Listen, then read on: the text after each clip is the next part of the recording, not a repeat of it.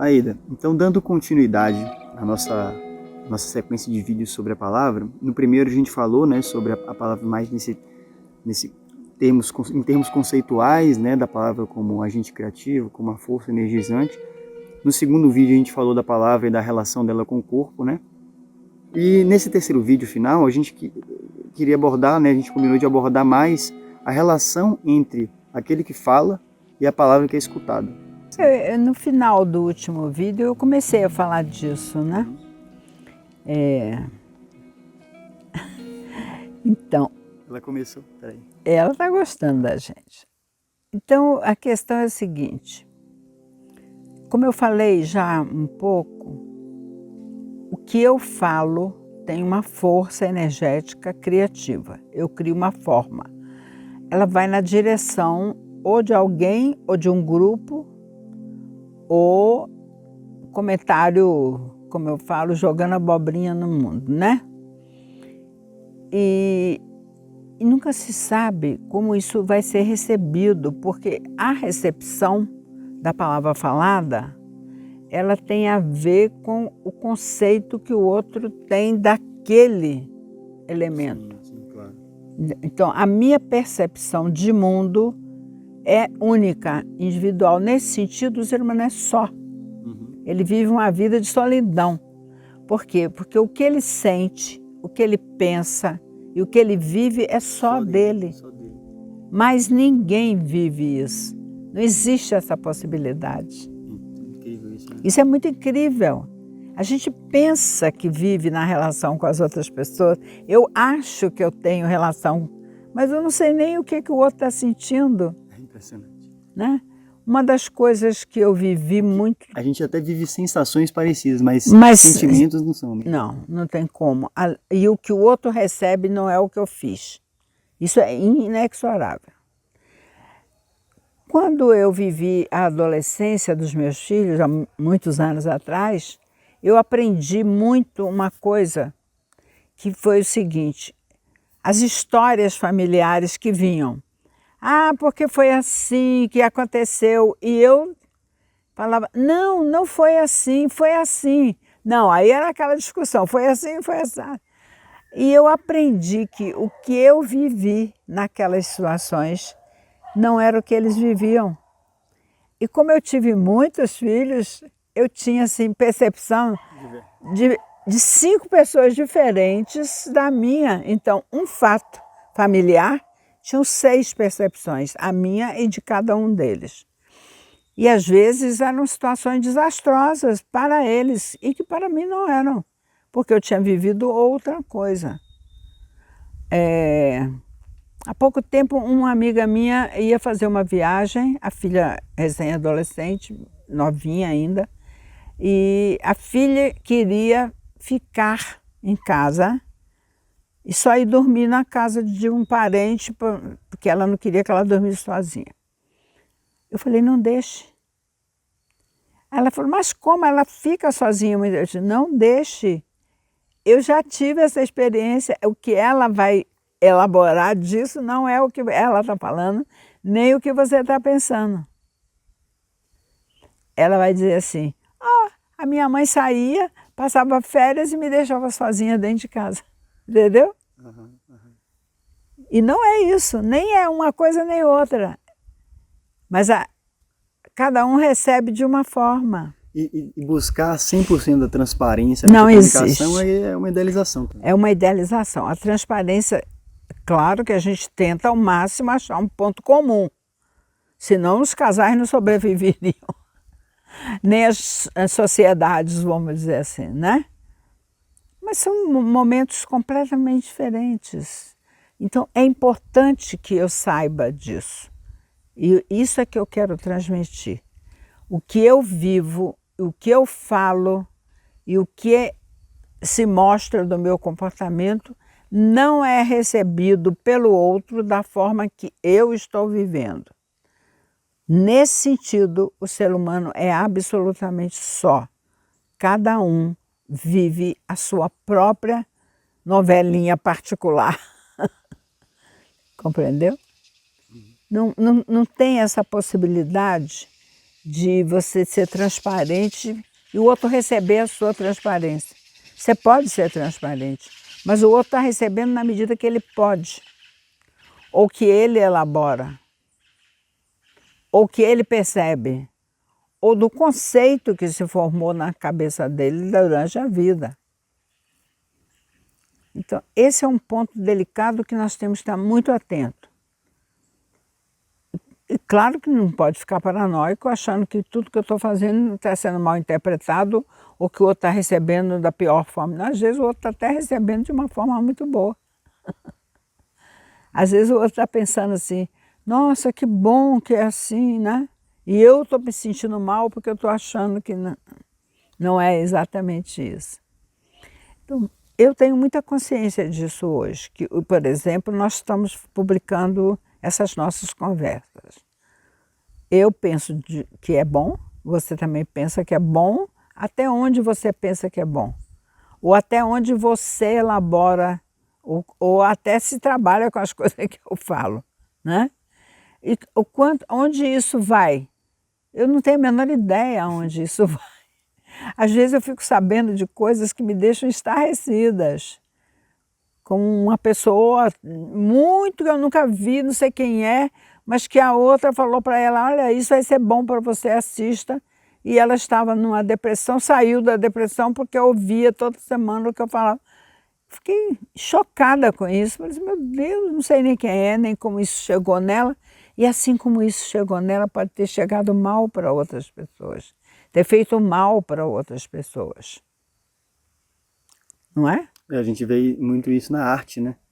O quanto que uma música pode reverberar, né? E o artista não tem nem ideia do que ele está fazendo. Né? Não. Eu tava vindo para cá, eu fiquei ouvindo o álbum do Belchior, né? Assim, eu ouvi umas 15 músicas do Belchior. Eu tava lá, assim, venerando uma pessoa que nem tá mais aqui, né? Há anos já. E assim, eu fiquei me imaginando, né? Ele vivo, assim, e lá na solidão dele, no Rio Grande do Sul, que ele se retirou, né? E assim, sem nem ter ideia, muitas vezes, de uma pessoa lá do Ceará, lá do, né, do Rio Grande do Norte, ouvindo, se emocionando profundamente a música dele. Às vezes ele tá nem se conectando mais com a própria música, né? De repente, tá por aí, né? Aí, falando nisso, outro dia foi uma coisa muito... Aconteceu, por exemplo, comigo, um fato inacreditável. Eu nasci na época da Segunda Guerra Mundial, né? Eu nasci um pouco antes e eu acompanhei a guerra, porque em casa meu pai era estrangeiro. Então, a guerra era um negócio muito vivo. Eu lembro quando tocava o Repórter S naquela época, tinha uma música específica, no rádio, o rádio ficava ligado o dia inteiro. Tocava o Repórter S, toda a família corria. Minha avó, porque os descendentes eram italianos. Meu pai, porque era filho de judeu, e era judeu, entendeu? Então, todo mundo queria saber onde que foi, o que aconteceu. E essa ansiedade para ouvir a notícia, eu levei anos da minha vida trabalhando.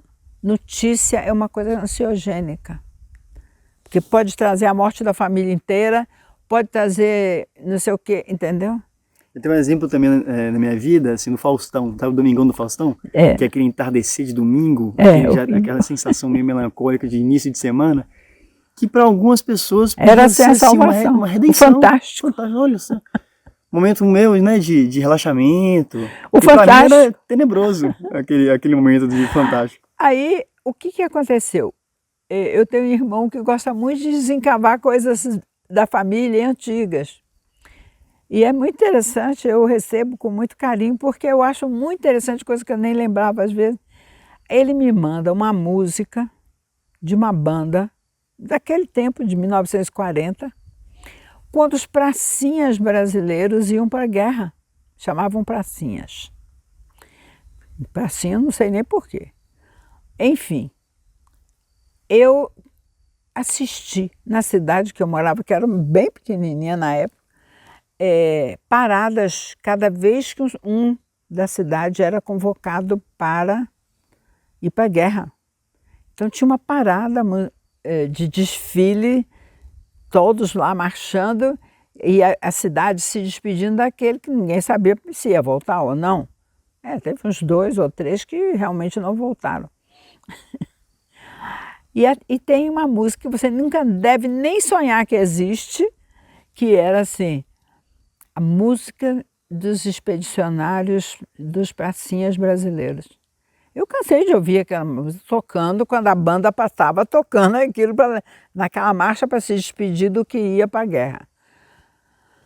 Bom, nunca mais, eu nem lembrei que existia essa música, nem lembrei dessa parada, nem lembrei de nada disso. Para mim isso caiu lá no baú do esquecimento total.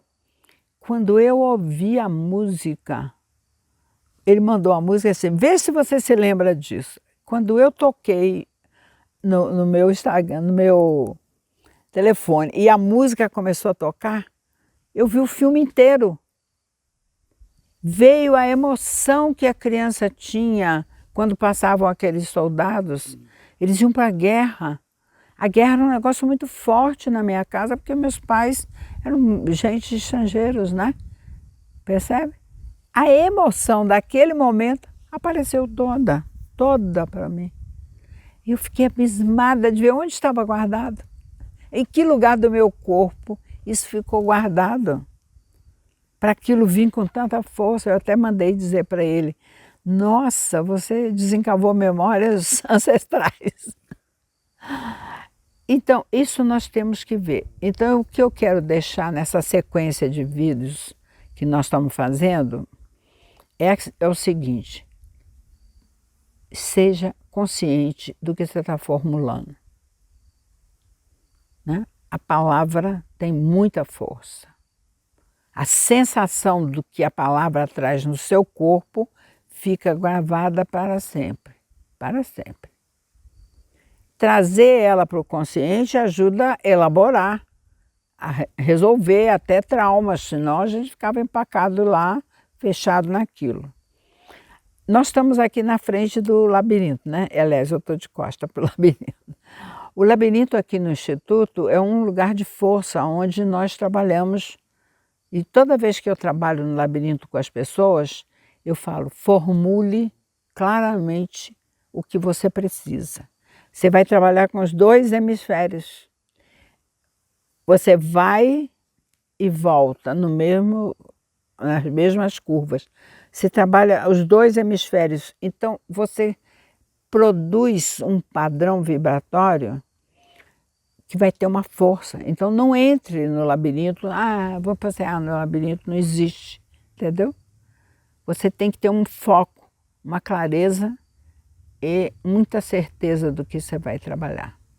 Porque aquelas palavras vão ficar impregnadas e vão vibrar na sua vida. Então trabalhar com a palavra é uma coisa tão importante que, afinal, a psicologia do século XX e agora do XXI, ainda mais, está trabalhando na força da palavra. O Freud trabalhou na força da palavra. Foi ele que mostrou para nós o quanto impregnada estava no nosso inconsciente e como ela voltava. E nós estamos cada vez mais investigando mais isso, sendo que hoje todas as terapias mais avançadas, não estou dizendo que a psicanálise não era não, foi o nosso berço, né? A nossa abertura para isso. Estão trabalhando nessa conjuntura, a força da palavra impregnada no corpo e como eu trabalho isso para liberar essa carga impregnada no meu corpo. Então, trabalhar com a palavra é muito importante e muito cuidado com o que a gente fala. Como dizia a Bárbara Brena, não fale nem bem nem mal. Olha, então a gente agradece, né, a atenção de todos para esses 3 vídeos, né? E também eu quero agradecer aqui o Instituto, que é muito caro no meu coração. Eu gosto de vir trabalhar aqui, a energia é muito forte. E é isso, sigam acompanhando a Ida nas redes sociais e a gente vai continuar com as nossas entrevistas nos próximos vídeos.